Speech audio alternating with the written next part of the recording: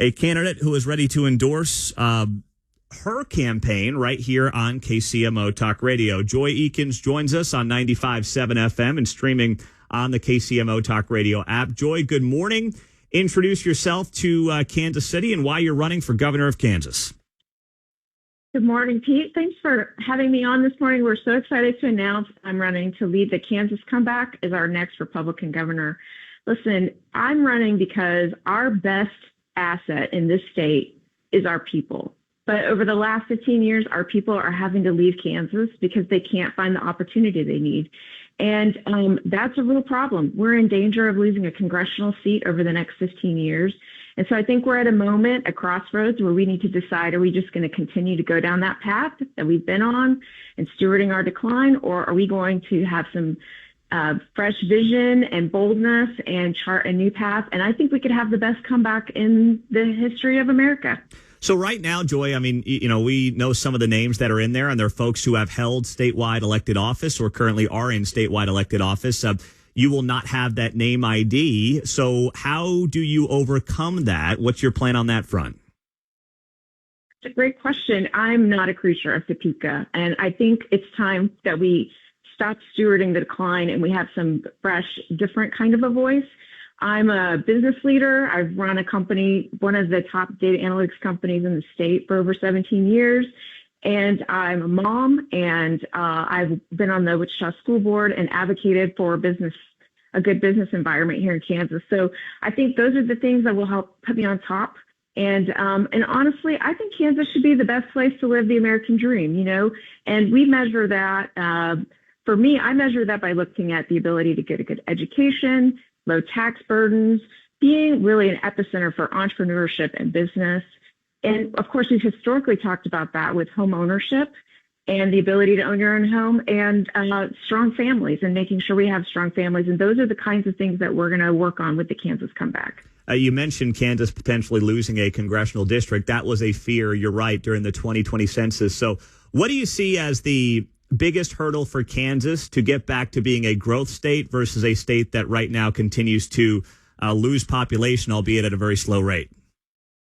Yeah, well, if you look, all the states around us are doing better than us in this, which is pretty sad. And it comes down to some things like education. We're spending more money than we've ever spent on education in Kansas. And I love education. I think it's important. I've advocated for a long time on the Wichita School Board.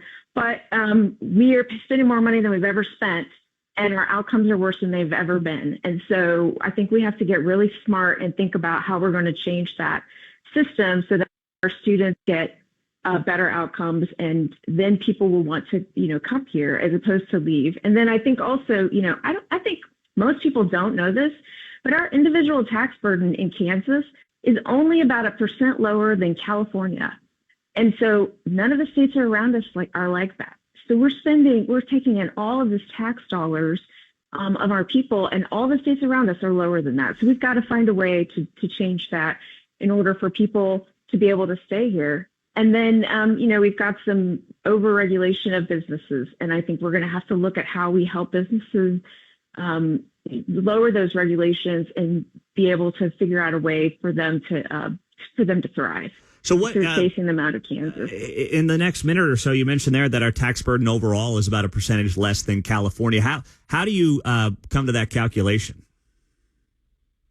Well, that's some data that we pulled.